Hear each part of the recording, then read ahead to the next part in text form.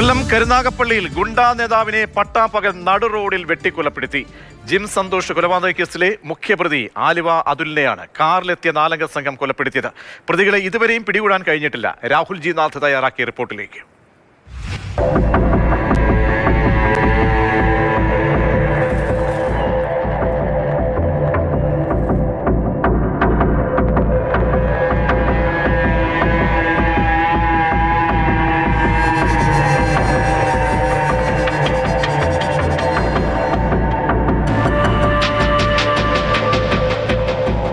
വലിയ അങ്കലാപ്പോടെയാണ് കൊല്ലം കരുനാഗപ്പള്ളിയിൽ നിന്ന് പ്രചരിച്ച ഒരു CCTV ദൃശ്യം ഇന്ന് ആളുകൾ കണ്ടിരുന്നത്.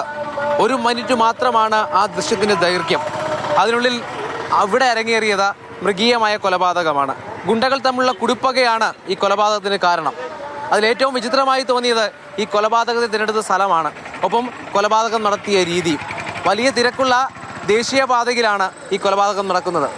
11-17 ഈ കാണുന്ന ദൃശ്യങ്ങളിൽ കാണുന്ന സ്വിഫ്റ്റിൽ ജിം സന്തോഷ് കൊലപാതക കേസിലെ പ്രതി ആലുവ അതുലും മറ്റൊരു സുഹൃത്തും കൂട്ടുപ്രതിയായ മനുവും യാത്ര ചെയ്ത് വരികയാണ്.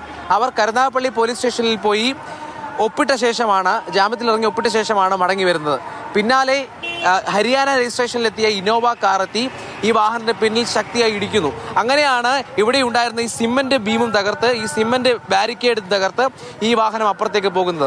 അവർക്ക് ആവശ്യമുണ്ടായിരുന്നത് ആലുവ അതുലിനെ ആയിരുന്നു. അങ്ങനെ ഡ്രൈവിംഗ് സീറ്റിന്റെ ജനാല പൊളിക്കുമ്പോഴാണ് ആലുവ അതുലിനെ അത് കാണുന്നത്. ദൃശ്യങ്ങളിൽ നിന്ന് വ്യക്തമാണ്. ജനാലയിലൂടെ പിടിച്ച് പുറത്തേക്കിടുന്നു. പിന്നീട് മൃഗീയമായി സംഘം ചേർന്ന് ആലുവ അതുലിനെ വെട്ടിക്കൊലപ്പെടുത്തുകയായിരുന്നു. ആ ദൃശ്യങ്ങളാണ് ചങ്കിടിപ്പോടെ, അത്രമാത്രം അസ്വസ്ഥതയോടെ ഇന്ന് ആളുകൾ കണ്ടിരുന്നത്.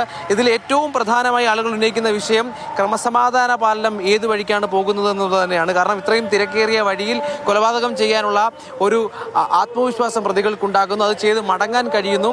എന്തായാലും പ്രതികളെക്കുറിച്ച് കൃത്യമായ വിവരം ലഭിച്ചു എന്ന് തന്നെയാണ് പോലീസ് പറയുന്നത്. എന്നാലും ഈ ഗൗരവം അത് മാറി നിൽക്കുന്നില്ല. ഈ ഗുണ്ടാ പകയ്ക്ക് ഒരു അറുതി ഉണ്ടാകണം, ഗുണ്ടാ വിളയാട്ടത്തിന് അറുതി ഉണ്ടാകണമെന്നാണ് നാട്ടുകാർ ആവശ്യപ്പെടുന്നത്. പട്ടാപ്പാല ആളുടെ മുമ്പേ ആരും കൊല ചെയ്യുക എന്ന് പറഞ്ഞാൽ വല്ലാത്തൊരു സംഭവമാണ്. സർക്കാരിൻ്റെ ഒരു ഇടപെടൽ ഇതിനകത്ത് വേണ്ടതാണ്. ജീവിതത്തിന് സമാധാനം നഷ്ടപ്പെട്ടുകൊണ്ടേയിരിക്കുന്നു.